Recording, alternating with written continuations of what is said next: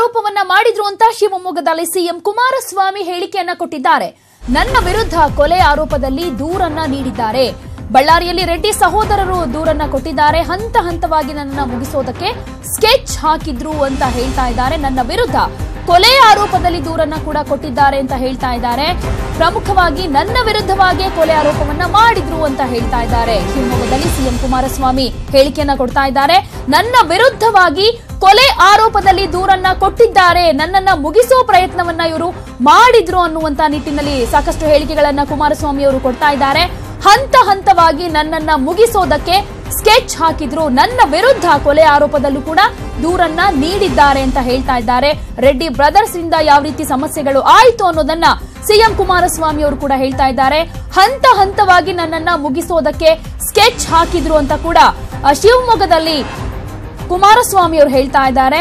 ನನ್ನ ವಿರುದ್ಧ ಕೊಲೆ ಆರೋಪದಲ್ಲಿ ದೂರನ್ನ ಕೊಟ್ಟಿದ್ದಾರೆ. ಬಳ್ಳಾರಿಯಲ್ಲಿ ರೆಡ್ಡಿ ಸಹೋದರರು ದೂರನ್ನ ಕೊಟ್ಟಿದ್ದಾರೆ. ಹಂತ ಹಂತವಾಗಿ ನನ್ನನ್ನ ಮುಗಿಸೋದಕ್ಕೆ ಸ್ಕೆಚ್ ಹಾಕಿದ್ರು ರೆಡ್ಡಿ ಬ್ರದರ್ಸ್ ಅನ್ನುವಂತ ಆರೋಪವನ್ನ ಮಾಡ್ತಾ ಇದ್ದಾರೆ. ಶಿವಮೊಗ್ಗದಲ್ಲಿ ಸಿಎಂ ಕುಮಾರಸ್ವಾಮಿ ಅವರು ನನ್ನ ವಿರುದ್ಧ ಕೊಲೆ ಆರೋಪವನ್ನ ಕೂಡ ಮಾಡಿದ್ರು, ನನ್ನನ್ನ ಮುಗಿಸೋದಕ್ಕೆ ಹಂತ ಹಂತವಾಗಿ ಮುಗಿಸೋದಕ್ಕೆ ಸ್ಕೆಚ್ ಅನ್ನ ಹಾಕಿದ್ರು ರೆಡ್ಡಿ ಬ್ರದರ್ಸ್ ಅಂತ ಆರೋಪ ಮಾಡ್ತಾ ಇದ್ದಾರೆ ಶಿವಮೊಗ್ಗದಲ್ಲಿ ಸಿಎಂ ಕುಮಾರಸ್ವಾಮಿ.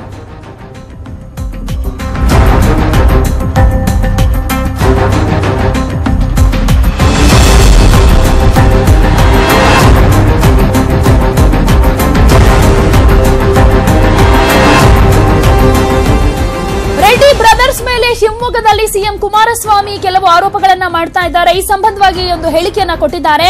ನನ್ನ ವಿರುದ್ಧ ಕೊಲೆ ಆರೋಪದಲ್ಲಿ ದೂರನ್ನ ಕೊಟ್ಟಿದ್ದಾರೆ. ಬಳ್ಳಾರಿಯಲ್ಲಿ ರೆಡ್ಡಿ ಸಹೋದರರು ದೂರನ್ನ ಕೊಟ್ಟಿದ್ದಾರೆ. ಹಂತ ಹಂತವಾಗಿ ನನ್ನನ್ನ ಮುಗಿಸೋದಕ್ಕೆ ರೆಡ್ಡಿ ಸಹೋದರರು ಸ್ಕೆಚ್ ಹಾಕಿದ್ದಾರೆ. ನನ್ನ ವಿರುದ್ಧ ಕೊಲೆಯ ಆರೋಪವನ್ನ ಕೂಡ ಮಾಡಿದ್ರು ಅನ್ನುವಂತ ಹೇಳಿಕೆಯನ್ನ ಶಿವಮೊಗ್ಗದಲ್ಲಿ ಸಿಎಂ ಕುಮಾರಸ್ವಾಮಿ ಅವರು ಕೊಡ್ತಾ ಇದ್ದಾರೆ.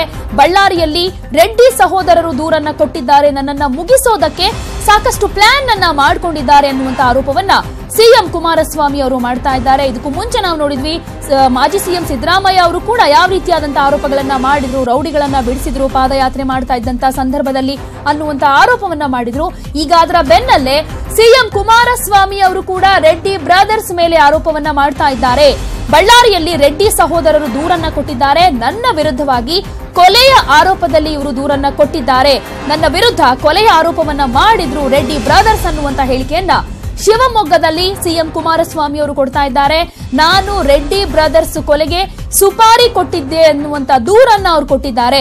2006ರ ಸಮ್ಮಿಶ್ರ ಸರ್ಕಾರದ ವೇಳೆ ಈ ಘಟನೆ ನಡೆದಿತ್ತು ಅನ್ನುವಂಥದ್ದನ್ನ ಪ್ರಸ್ತಾಪ ಮಾಡ್ತಾ ಇದ್ದಾರೆ. ಅಂದ್ರೆ 2006ರಲ್ಲಿ ನಡೆದಿರುವಂತಹ ಘಟನೆ ಇದು. ಇದನ್ನ ಕುಮಾರಸ್ವಾಮಿ ಅವರು ಈಗ ಪ್ರಸ್ತಾಪ ಮಾಡ್ತಾ ಇದ್ದಾರೆ. ಹಂತ ಹಂತವಾಗಿ ನನ್ನನ್ನ ಮುಗಿಸೋದಕ್ಕೆ ರೆಡ್ಡಿ ಬ್ರದರ್ಸ್ ಸ್ಕೆಚ್ ಅನ್ನ ಹಾಕಿದ್ರು, ನಾನು ರೆಡ್ಡಿ ಬ್ರದರ್ಸ್ ಕೊಲೆಗೆ ಸುಪಾರಿ ಕೊಟ್ಟಿದ್ದೆ ಅನ್ನುವಂತ ದೂರನ್ನ ಕೂಡ ಇವರು ಬಳ್ಳಾರಿಯಲ್ಲಿ ಕೊಟ್ಟಿದ್ದಾರೆ. ನನ್ನ ವಿರುದ್ಧ ಕೊಲೆಯ ಆರೋಪವನ್ನ ಮಾಡಿ ದೂರನ್ನ ಕೊಟ್ಟಿದ್ದಾರೆ. ರೆಡ್ಡಿ ಸಹೋದರರ ಹತ್ಯೆಗೆ ಸುಪಾರಿ ಕೊಟ್ಟಿದ್ದೆ ಅನ್ನುವಂತ ಆರೋಪವನ್ನ ನನ್ನ ಮೇಲೆ ಮಾಡಿ ಇವರು ದೂರನ್ನ ಕೊಟ್ಟಿದ್ರು ಅನ್ನುವಂತ ವಿಚಾರವನ್ನ ಸಿಎಂ ಕುಮಾರಸ್ವಾಮಿ ಅವರು ಪ್ರಸ್ತಾಪ ಮಾಡ್ತಾ ಇದ್ದಾರೆ. ಬಳ್ಳಾರಿಯಲ್ಲಿ ರೆಡ್ಡಿ ಸಹೋದರರು ದೂರನ್ನ ಕೊಟ್ಟಿದ್ರು, ಅದು ಕೂಡ 2006ರ ಸಮ್ಮಿಶ್ರ ಸರ್ಕಾರದ ವೇಳೆ ಈ ಘಟನೆ ನಡೆದಿತ್ತು ಅನ್ನುವಂತ ವಿಚಾರವನ್ನ ಪ್ರಸ್ತಾಪ ಮಾಡ್ತಾ ಇದ್ದಾರೆ ಶಿವಮೊಗ್ಗದಲ್ಲಿ ಸಿಎಂ ಕುಮಾರಸ್ವಾಮಿ.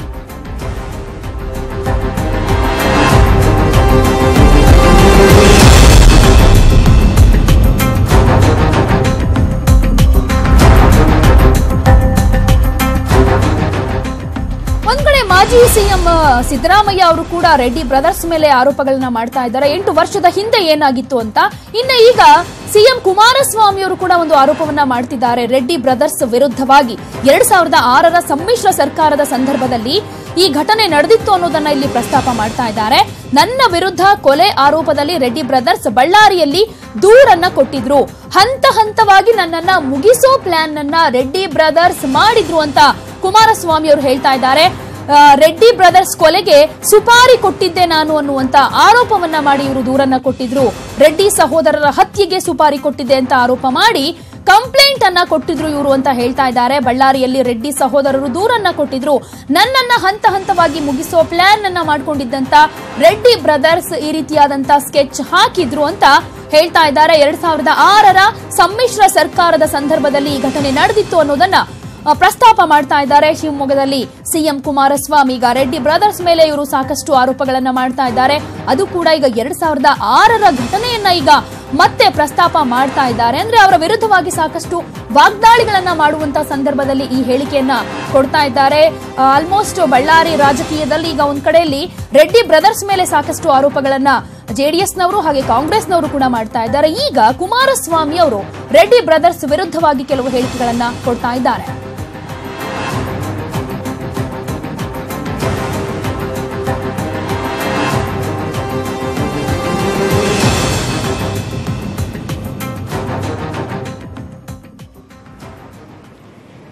ನನ್ನ ಸಚಿವ ಸಂಪುಟದ ಬಿಜೆಪಿ ಒಬ್ಬ ಮಂತ್ರಿ ಈಗೇನು ಬಳ್ಳಾರಿ ಒಳಗೆ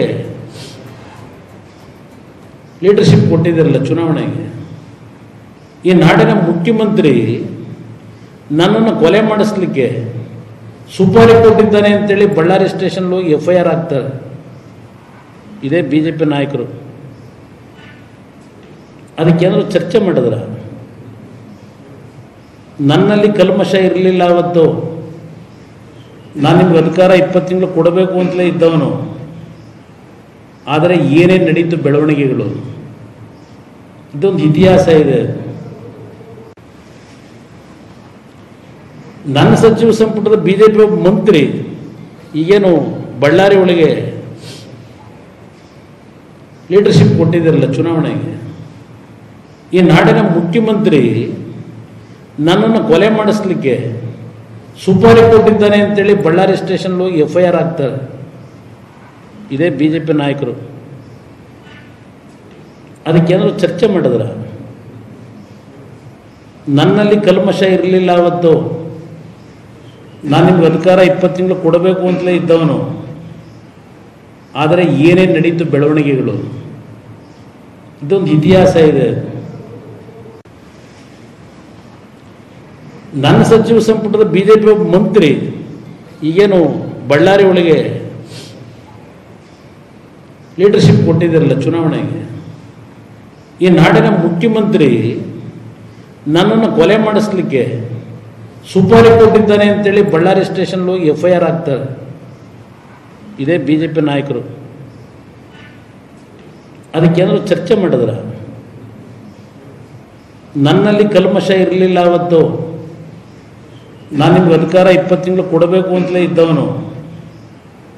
ಆದರೆ ಏನೇನು ನಡೀತು ಬೆಳವಣಿಗೆಗಳು, ಇದೊಂದು ಇತಿಹಾಸ ಇದೆ. ನನ್ನ ಸಚಿವ ಸಂಪುಟದ ಬಿಜೆಪಿ ಒಬ್ಬ ಮಂತ್ರಿ ಈಗೇನು ಬಳ್ಳಾರಿ ಒಳಗೆ ಲೀಡರ್ಶಿಪ್ ಕೊಟ್ಟಿದ್ದಾರಲ್ಲ ಚುನಾವಣೆಗೆ, ಈ ನಾಡಿನ ಮುಖ್ಯಮಂತ್ರಿ ನನ್ನನ್ನು ಕೊಲೆ ಮಾಡಿಸ್ಲಿಕ್ಕೆ ಸುಪಾರಿ ಕೊಟ್ಟಿದ್ದಾನೆ ಅಂತೇಳಿ ಬಳ್ಳಾರಿ ಸ್ಟೇಷನ್ ಹೋಗಿ FIR ಆಗ್ತಾರೆ. ಇದೇ ಬಿಜೆಪಿ ನಾಯಕರು. ಅದಕ್ಕೇನಾದ್ರು ಚರ್ಚೆ ಮಾಡಿದ್ರ? ನನ್ನಲ್ಲಿ ಕಲ್ಮಶ ಇರಲಿಲ್ಲ ಅವತ್ತು. ನಾನು ನಿಮ್ಗೆ ಅಧಿಕಾರ 20 ತಿಂಗಳು ಕೊಡಬೇಕು ಅಂತಲೇ ಇದ್ದವನು. ಆದರೆ ಏನೇನು ನಡೀತು ಬೆಳವಣಿಗೆಗಳು.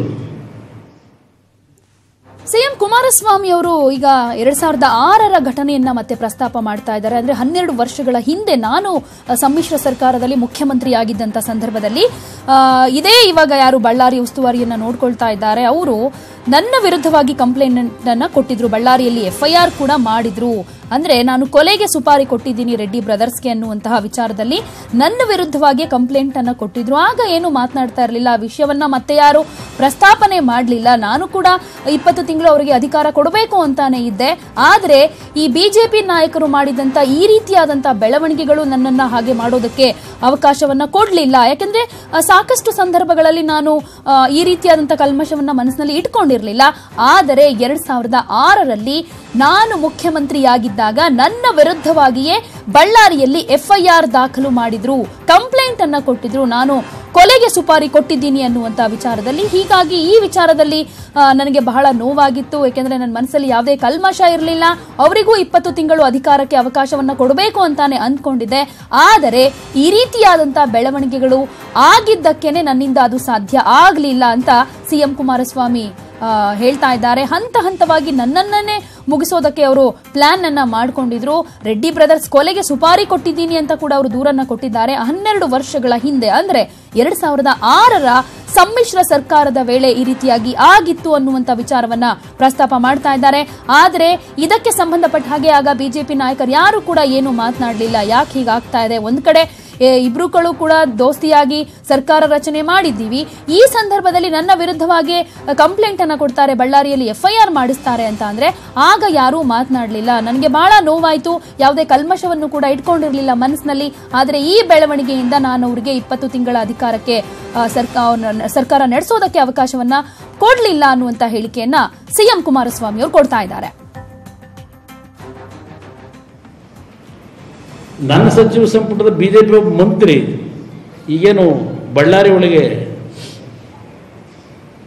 ಲೀಡರ್ಶಿಪ್ ಕೊಟ್ಟಿದ್ದಾರಲ್ಲ ಚುನಾವಣೆಗೆ, ಈ ನಾಡಿನ ಮುಖ್ಯಮಂತ್ರಿ ನನ್ನನ್ನು ಕೊಲೆ ಮಾಡಿಸ್ಲಿಕ್ಕೆ ಸುಪಾರಿ ಕೊಟ್ಟಿದ್ದಾನೆ ಅಂತೇಳಿ ಬಳ್ಳಾರಿ ಸ್ಟೇಷನ್ ಹೋಗಿ FIR ಆಗ್ತಾರೆ. ಇದೇ ಬಿಜೆಪಿ ನಾಯಕರು. ಅದಕ್ಕೇನಾದ್ರು ಚರ್ಚೆ ಮಾಡಿದ್ರ? ನನ್ನಲ್ಲಿ ಕಲ್ಮಶ ಇರಲಿಲ್ಲ ಅವತ್ತು, ನಾನು ನಿಮ್ಗೆ ಅಧಿಕಾರ 20 ತಿಂಗಳು ಕೊಡಬೇಕು ಅಂತಲೇ ಇದ್ದವನು. ಆದರೆ ಏನೇನು ನಡೀತು ಬೆಳವಣಿಗೆಗಳು ನಾನು ಹೆಸರು ಹೇಳಬೇಕಾಗಿಲ್ಲ, ಅದು ನಿಮಗೆ ಗೊತ್ತಲ್ಲ. ಈಗ 150 ಕೋಟಿ ಹಗರಣ ಯಾರು ತಂದರು ನಿಮಗೆ ಗೊತ್ತು, ಯಾತಿಗೆ ತಂದರು ನಿಮಗೆ ಗೊತ್ತು. ಈಗ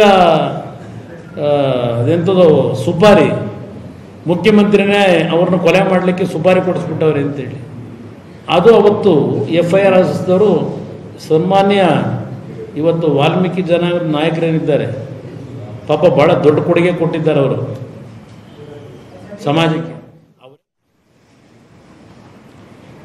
ನನ್ನ ಸಚಿವ ಸಂಪುಟದ ಬಿಜೆಪಿ ಒಬ್ಬ ಮಂತ್ರಿ ಈಗೇನು ಬಳ್ಳಾರಿ ಒಳಗೆ ಲೀಡರ್ಶಿಪ್ ಕೊಟ್ಟಿದ್ದಾರಲ್ಲ ಚುನಾವಣೆಗೆ, ಈ ನಾಡಿನ ಮುಖ್ಯಮಂತ್ರಿ ನನ್ನನ್ನು ಕೊಲೆ ಮಾಡಿಸ್ಲಿಕ್ಕೆ ಸುಪಾರಿ ಕೊಟ್ಟಿದ್ದಾನೆ ಅಂತೇಳಿ ಬಳ್ಳಾರಿ ಸ್ಟೇಷನ್ ಹೋಗಿ FIR ಆಗ್ತಾರೆ. ಇದೇ ಬಿಜೆಪಿ ನಾಯಕರು. ಅದಕ್ಕೇನಾದ್ರು ಚರ್ಚೆ ಮಾಡಿದ್ರ? ನನ್ನಲ್ಲಿ ಕಲ್ಮಶ ಇರಲಿಲ್ಲ ಅವತ್ತು, ನಾನು ನಿಮ್ಗೆ ಅಧಿಕಾರ 20 ತಿಂಗಳು ಕೊಡಬೇಕು ಅಂತಲೇ ಇದ್ದವನು. ಆದರೆ ಏನೇನು ನಡೀತು ಬೆಳವಣಿಗೆಗಳು, ಇದೊಂದು ಇತಿಹಾಸ ಇದೆ. ನನ್ನ ಸಚಿವ ಸಂಪುಟದ ಬಿಜೆಪಿ ಒಬ್ಬ ಮಂತ್ರಿ ಈಗೇನು ಬಳ್ಳಾರಿ ಒಳಗೆ ಲೀಡರ್ಶಿಪ್ ಕೊಟ್ಟಿದ್ದಾರಲ್ಲ ಚುನಾವಣೆಗೆ, ಈ ನಾಡಿನ ಮುಖ್ಯಮಂತ್ರಿ ನನ್ನನ್ನು ಕೊಲೆ ಮಾಡಿಸ್ಲಿಕ್ಕೆ ಸುಪಾರಿ ಕೊಟ್ಟಿದ್ದಾನೆ ಅಂತೇಳಿ ಬಳ್ಳಾರಿ ಸ್ಟೇಷನ್ ಹೋಗಿ FIR ಆಗ್ತಾರೆ.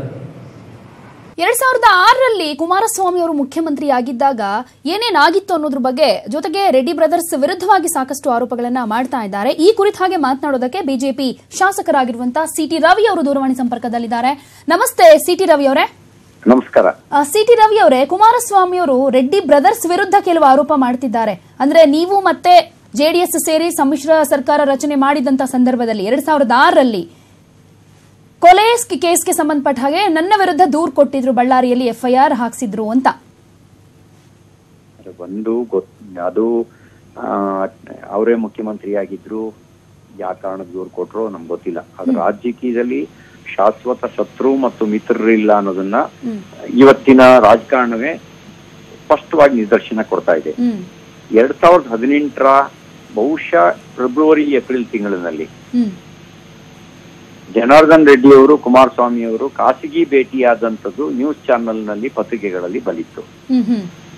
ಆಗ ಜನಾರ್ದನ್ ರೆಡ್ಡಿ ಅವರು ಇವರಿಗೆ ಅಪ್ಯಾಯಮಾನವಾಗಿ ಕಂಡವರು ಈಗ ವಿರೋಧಿಯಾಗಿ ಕಾಣೋದಕ್ಕೆ ರಾಜಕಾರಣವೇ ಕಾರಣ, ಬೇರೆ ಇನ್ನೇನು ಇಲ್ಲ. ನೀವೇ ನೋಡಿ, 2018ರ ಫೆಬ್ರವರಿ ಮಾರ್ಚ್ನಲ್ಲಿ ಇವರು ಮುಖ್ಯಮಂತ್ರಿ ಅಲ್ಲ, ಕುಮಾರಸ್ವಾಮಿ ಅವರು ವಿರೋಧ ಪಕ್ಷದ ನಾಯಕರು ಅಲ್ಲ. ಆ ಸಂದರ್ಭದಲ್ಲಿ ಜನಾರ್ದನ್ ರೆಡ್ಡಿ ಅವರನ್ನ ಭೇಟಿ ಮಾಡಿದ್ದ ಉದ್ದೇಶ, ಅಥವಾ ಅವ್ರು ಇವ್ರನ್ನ ಭೇಟಿ ಮಾಡಿದ್ದಿರ್ಬೋದು, ಇವ್ರು ಅವ್ರನ್ನ ಭೇಟಿ ಮಾಡಿದ್ದಿರ್ಬೋದು. ಯಾವ ಉದ್ದೇಶಕ್ಕೆ? ಈಗ ಬದಲಾಗೋದಕ್ಕೆ ಕಾರಣ ಏನು? ಹೇಳಿಕೆ ಬದಲಾಗೋದಕ್ಕೆ ಅವತ್ತು ಸಿದ್ದರಾಮಯ್ಯನವ್ರನ್ನ ರಾಜಕೀಯವಾಗಿ ಮುಗಿಸುವ ಶಪಥವನ್ನ ತೊಟ್ಟು ಅದರಲ್ಲಿ ಯಶಸ್ವಿ, ಚಾಮುಂಡೇಶ್ವರಿ ಯಶಸ್ವಿ ಆದವರು. ಮತ್ತೆ ಇವತ್ತು ಸಿದ್ದರಾಮಯ್ಯನವರ ಹೆಗಲ ಮೇಲೇನೆ ರಾಜಕಾರಣ ಮಾಡಬೇಕಾಗಿರುವಂತ ಅನಿವಾರ್ಯತೆ ಬಂದಿರೋದು ಕೂಡ ಶಾಶ್ವತ ಶತ್ರು ಮತ್ತು ಮಿತ್ರರಿಲ್ಲ ಅನ್ನೋದನ್ನ ಸ್ಪಷ್ಟಪಡಿಸಿದೆ. ಆದ್ರೆ ಇದರ ನಡುವೆ ಕೇವಲ ಮತದಾರರನ್ನ ಒಂದು ಗೊಂದಲಕ್ಕೆ ನಿರ್ಮಾಣ ಮಾಡೋದಕ್ಕೆ ಮತ್ತು ತನ್ನ ವೈಫಲ್ಯವನ್ನ ಮುಚ್ಚಾಕೊಳ್ಳೋದಕ್ಕೆ, ಅವರ ಸಾಲ ಮನ್ನಾ ಇನ್ನು ತಲುಪದೇ ಇರೋದು, ಮುನ್ನೆಲೆಗೆ ಬರದೇ ಇರೋದು ಮತ್ತು ಹಣಕಾಸಿನ ಬಿಕ್ಕಟ್ಟಿನ ಸ್ಥಿತಿ ನಿಭಾಯಿಸಕ್ಕಾಗದೇ ಇರೋದನ್ನ ಮುನ್ನೆಲೆಗೆ ಬಾರದಂತೆ ನೋಡ್ಕೊಳ್ಳೋದಕ್ಕೆ ಬಹುಶಃ ತಮ್ಮ ರಾಜಕೀಯ ಬುದ್ಧಿವಂತಿಕೆಯಿಂದ ಈ ರೀತಿ ವಿವಾದ ಆಗಬಹುದಾಗಿರುವ, ಹೆಚ್ಚು ದಿನ ಸುದ್ದಿಯಲ್ಲಿರಬಹುದಾಗಿರುವ ವಿಷಯವನ್ನ ಉದ್ದೇಶಪೂರ್ವಕವಾಗಿ ಕೆದಕ್ತಾ ಇದ್ದಾರೆ ಅಂತ ಅನಿಸ್ತಾ ಇದೆ. Okay, thank you C T Ravi ಅವರೇ, ನ್ಯೂಸ್ 18 ಕನ್ನಡ ಜೊತೆ ಮಾತನಾಡಿದ್ದಕ್ಕೆ.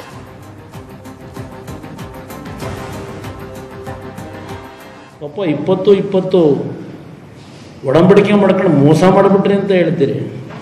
ಹಂತ ಹಂತವಾಗಿ ಅವತ್ತು ನನ್ನನ್ನು ಯಾವ ರೀತಿ ಮುಗಿಸ್ಬೇಕು ಅಂತೇಳಿ ನಿಮ್ಮ ಪ್ಲ್ಯಾನ್ಗಳಿತ್ತು. ನನ್ನ ಸಚಿವ ಸಂಪುಟದ BJP ಒಬ್ಬ ಮಂತ್ರಿ ಈಗೇನು ಬಳ್ಳಾರಿ ಒಳಗೆ ಲೀಡರ್ಶಿಪ್ ಕೊಟ್ಟಿದ್ದಾರಲ್ಲ ಚುನಾವಣೆಗೆ, ಈ ನಾಡಿನ ಮುಖ್ಯಮಂತ್ರಿ ನನ್ನನ್ನು ಕೊಲೆ ಮಾಡಿಸ್ಲಿಕ್ಕೆ ಸುಪಾರಿ ಕೊಟ್ಟಿದ್ದಾನೆ ಅಂತೇಳಿ ಬಳ್ಳಾರಿ ಸ್ಟೇಷನ್ ಹೋಗಿ FIR ಆಗ್ತಾರೆ. ಇದೇ BJP ನಾಯಕರು. ಅದಕ್ಕೇನಾದ್ರು ಚರ್ಚೆ ಮಾಡಿದ್ರ? ನನ್ನಲ್ಲಿ ಕಲ್ಮಶ ಇರಲಿಲ್ಲ ಅವತ್ತು. ನಾನು ನಿಮ್ಗೆ ಅಧಿಕಾರ 20 ತಿಂಗಳು ಕೊಡಬೇಕು ಅಂತಲೇ ಇದ್ದವನು. ಆದರೆ ಏನೇನು ನಡೀತು ಬೆಳವಣಿಗೆಗಳು, ಇದೊಂದು ಇತಿಹಾಸ ಇದೆ.